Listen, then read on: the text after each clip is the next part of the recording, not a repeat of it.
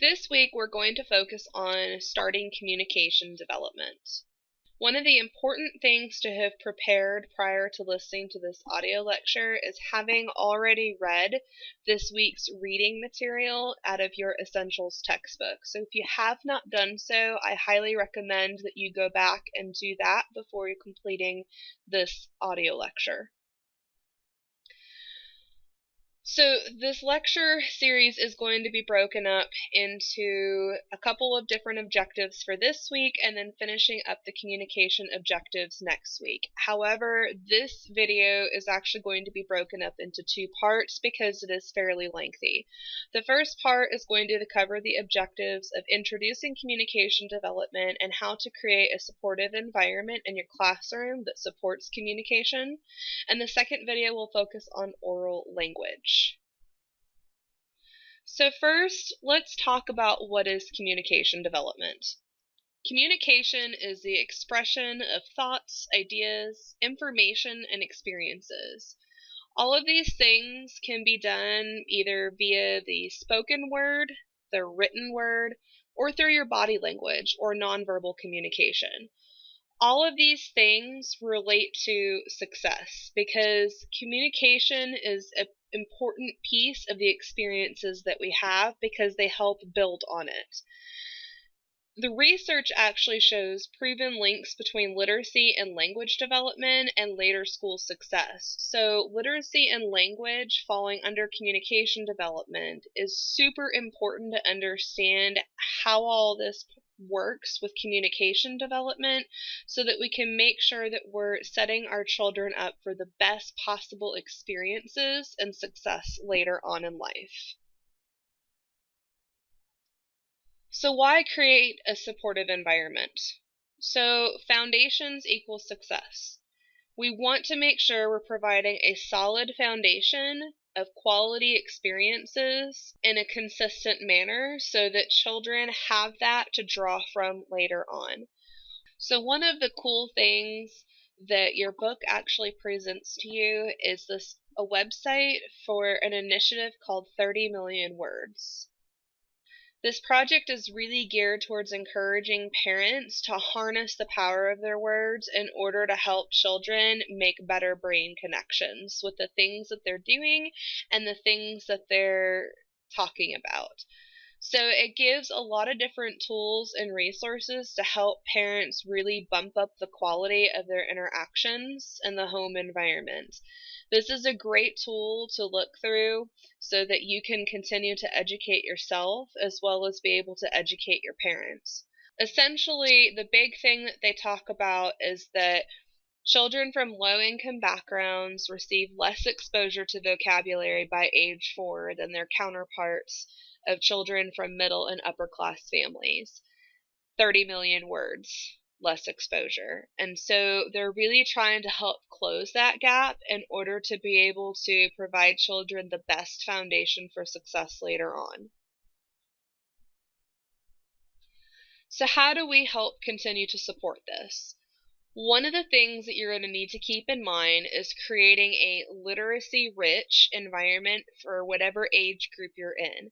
There's 3 key elements to a literacy-rich environment. That includes writing, reading, and books. Now, as I mentioned at the beginning of this lecture, you're going to want to make sure you've read the book. Our PowerPoint is going to highlight some of the main points that the book brings up, but I'm going to focus more on how do we actually adapt this and some tools and some tips for the trade. Okay, so first thing we want to look at is how we're displaying our labels in print. This is one of the first things that you can do to create a literacy print-rich environment. But the big thing that you're going to want to look at is consistency. So what I recommend is that wherever you are located, whether you're in the McLennan County area or somewhere else in Texas or anywhere across the states, get in contact with the kindergarten teachers and the first grade teachers and find out how they're teaching print in your local school districts. This will give you an idea of the type of print to be able to introduce in your classroom in order to be able to prepare children later on for better success in the school district. When I worked in Ohio, many school districts were teaching the block style print. So when we typed things to post at children's level or create labels or different things in the classroom, we used a font style that was similar to that. For block style, the closest one you can get is Century Gothic because it keeps the lettering very consistent in how the block style font is. All of this is meaningful in the sense that children are able to connect the written word with the spoken word, and that print actually has meaning, and they're seeing it in a consistent manner. So they're just being flooded with consistent information, which helps them to create those stronger connections.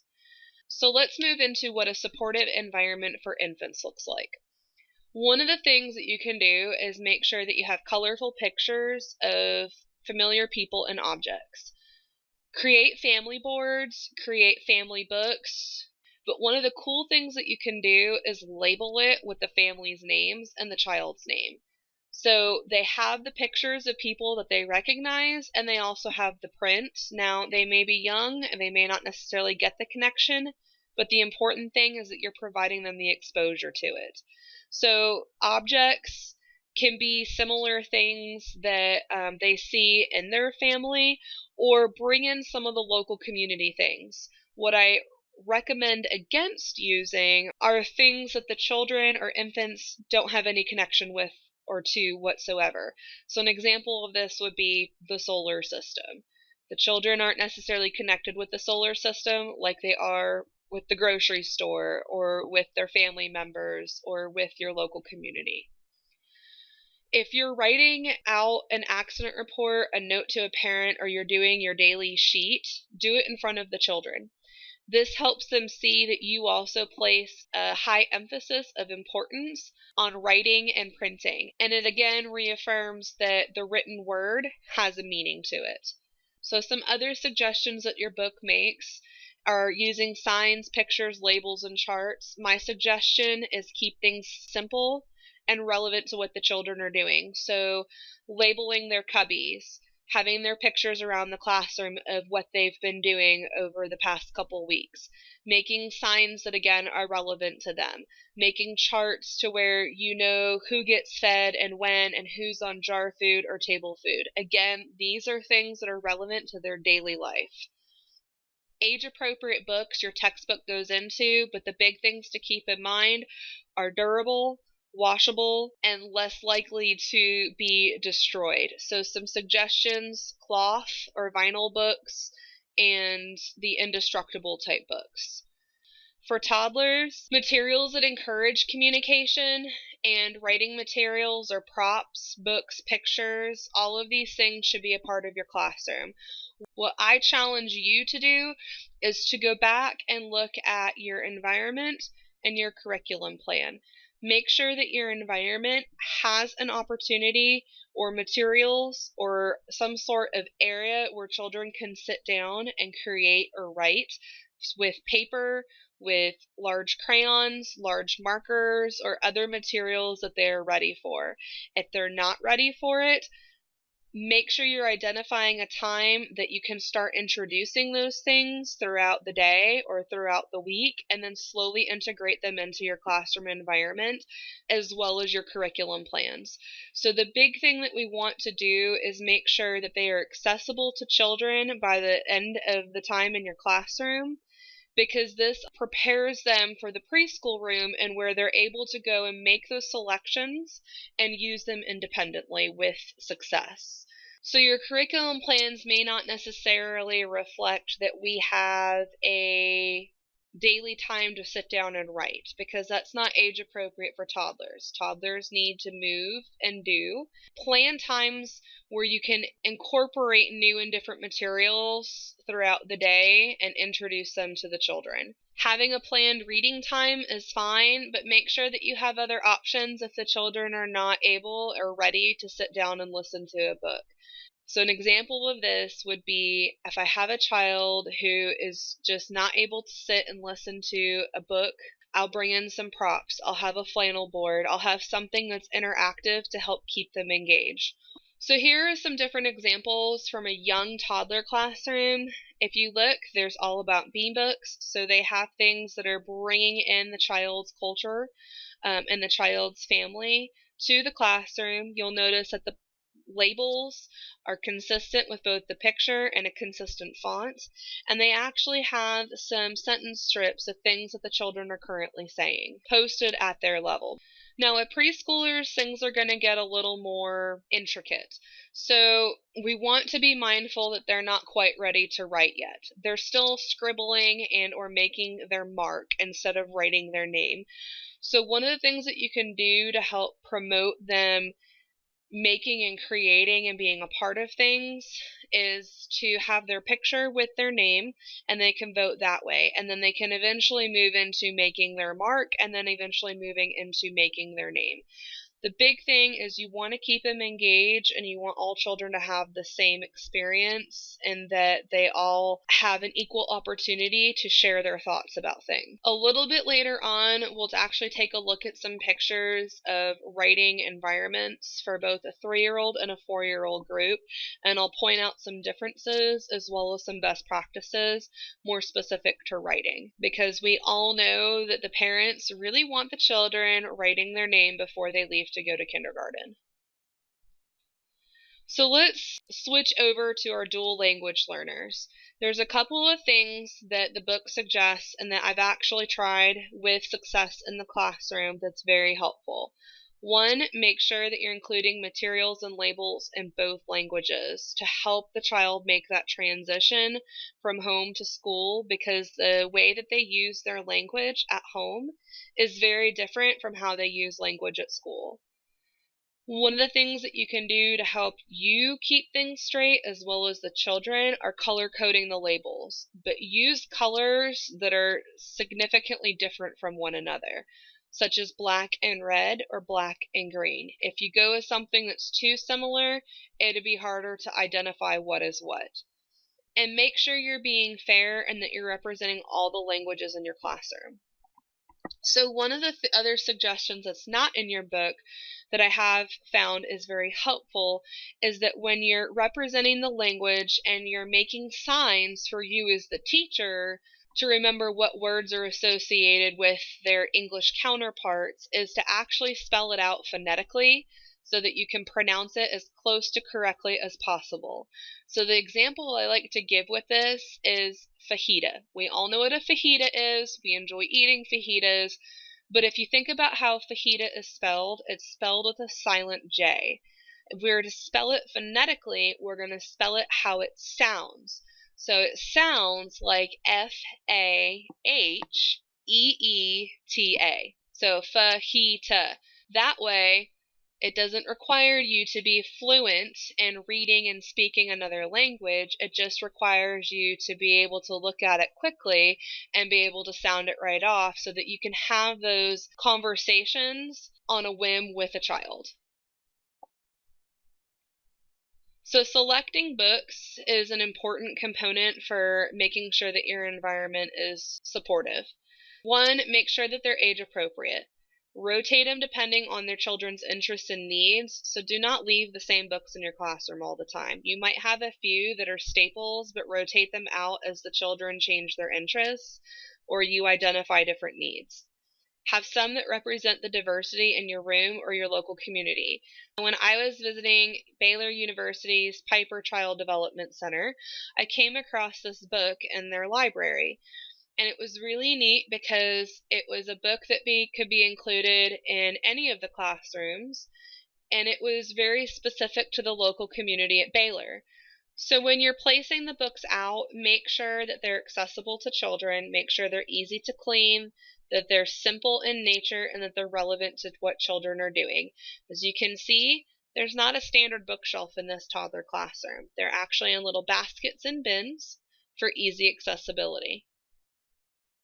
Make sure for toddlers and preschoolers that you're reading the book beforehand to ensure appropriateness. I know the textbook mentioned this, but a good example and one of my favorite books is Abby Yo-Yo. Abby Yo-Yo was written several decades ago, and so the vocabulary that it uses is a little inappropriate for what I wanted to be introducing into my preschool classroom. So I needed to make sure that I knew which words to change up so that my children weren't repeating them back to me.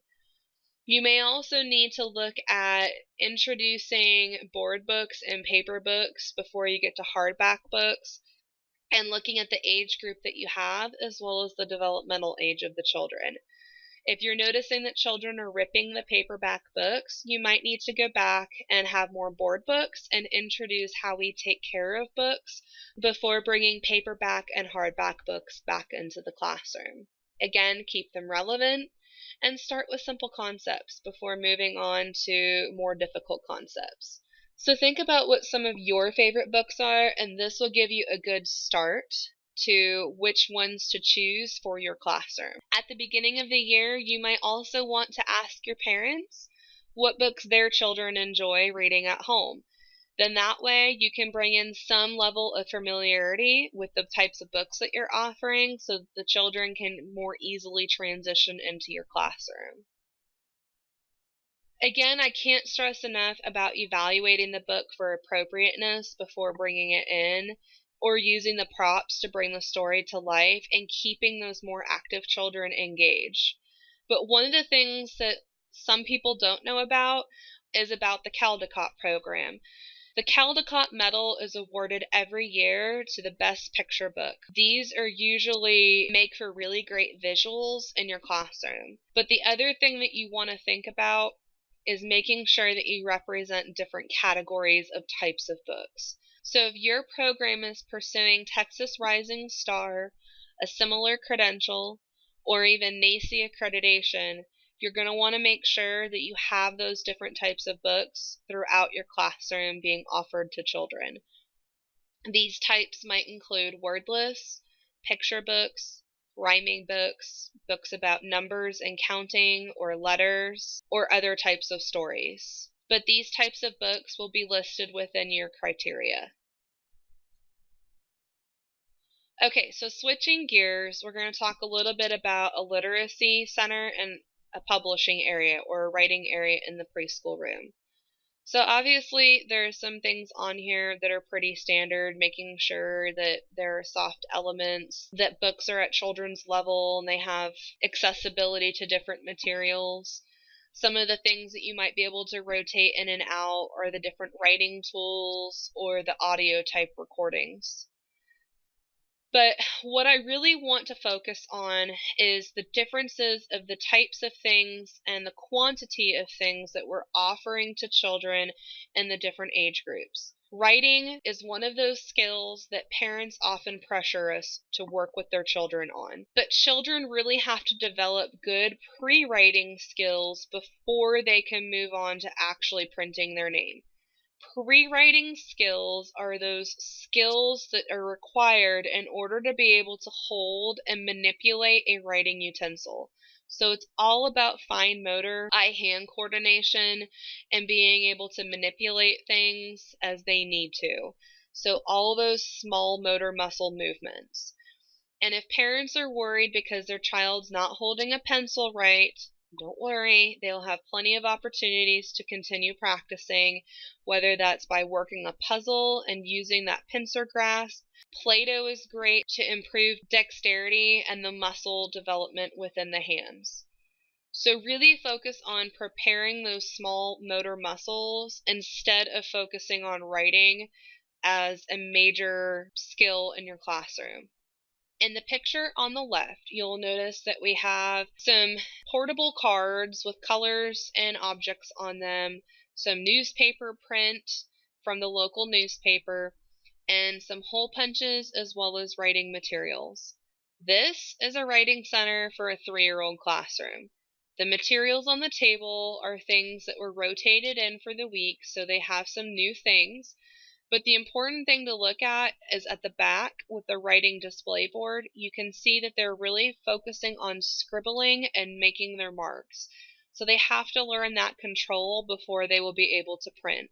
You probably can't see it, but this picture here actually has a dictated story by the child that the teacher wrote so that the child can continue to connect that their word actually has meaning in a print form.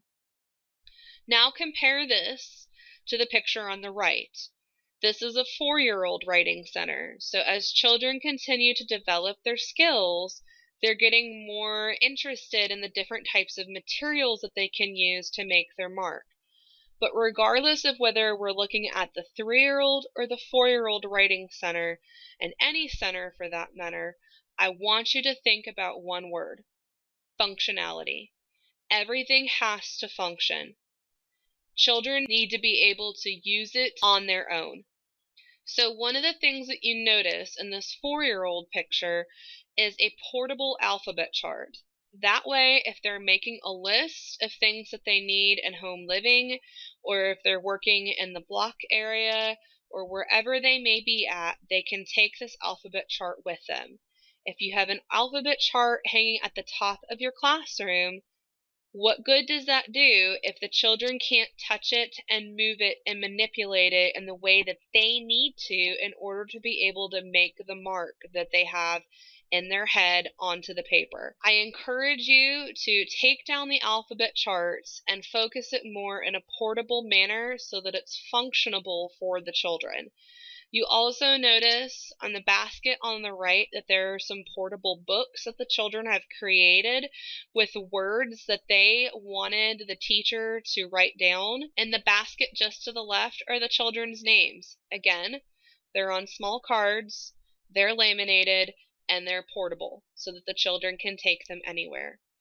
So as you see, the 4-year-old writing center is more detailed, more materials than the 3-year-old center, so it's not overwhelming for a 3-year-old, but it is appropriate for a 4-year-old. Technology in the classroom needs to be in line with the philosophy of your program. Some programs are still in the thought process of children receive enough exposure to technology at home that the early childhood environment should be focused more solely on exposure to social relationships and learning concepts. Make sure you talk to your curriculum specialist or your director before you start setting up a technology center. The other thing that you want to look at are the software and applications before you're using it, because there are a lot of things on the market that are not as advertised. Some examples to include beyond a computer or a tablet are some digital cameras that are kid-friendly, or smart games where you have a board and it will ask the child questions and the child has to press a button for an answer. This is more interactive, like your VTech and things of that nature. Again, you just want to make sure that whatever technology you're offering is in line with your philosophy. If you don't have a technology policy in your program, I highly recommend that you check out NAEYC or NAEYC's policy on technology in the classroom. So that's it for creating a supportive environment. Go back through to page 172 and you can review a lot of other ideas about how to create a supportive environment for each of the age groups. But the big thing that I want you to take away is that children still need an opportunity to learn and play, because learning and playing is interrelated. The other thing is functionality. Making sure that the children can access it and use it independently is going to lead to more success with children exploring your literacy-rich environment to get the most out of it.